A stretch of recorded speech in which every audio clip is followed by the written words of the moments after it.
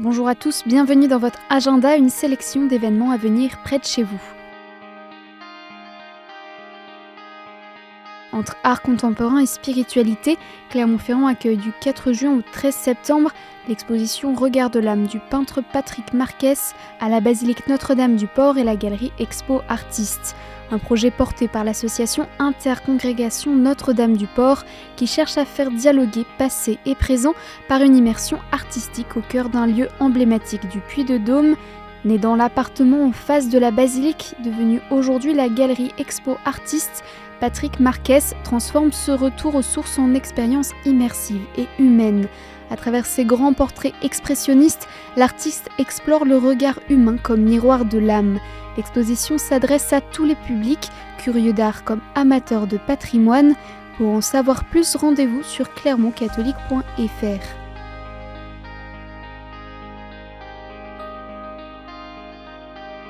Découvrez le patrimoine musical parisien le samedi 6 juin à 16h. L'église Saint-Gervais-Saint-Protais dans le 4e arrondissement de Paris accueille un concert d'orgue. L'instrument, un des plus anciens orgues de Paris, fut notamment celui de la famille Couperin, grande dynastie de musiciens et organistes, et a marqué la musique française pendant plusieurs générations. Pour ce concert ouvert à tous, c'est l'organiste Aude Heurtemat qui fera résonner cet instrument historique. L'événement en entrée libre avec une quête pendant le concert sera précédé d'une visite guidée de l'église de 14h30 à 15h30. Plus d'informations sur le site du diocèse de Paris.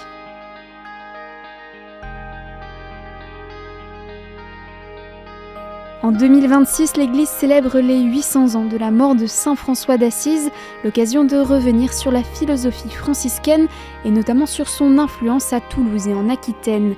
Du 12 au 13 juin de 9h à 18h, l'Institut catholique de Toulouse organise dans ses locaux, au 31 rue de la Fonderie, un colloque sur la présence franciscaine à Toulouse et dans sa région.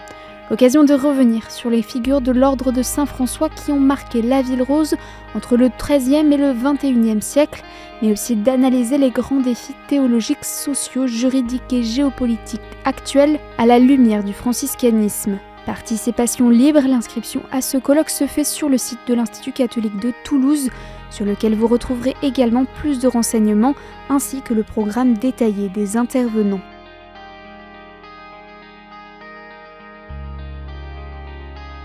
Et si vous preniez une pause pour souffler et prier, le lundi 15 juin à 20h15, la maison diocésaine de Trévenans accueille une veillée de prière et de louanges autour du Sacré-Cœur de Jésus, proposée par le diocèse de Belfort-Montbéliard, avec la participation des groupes de prière de la communauté de l'Emmanuel, de Génération Louange de Montbéliard et de Gloria Cana de Rep.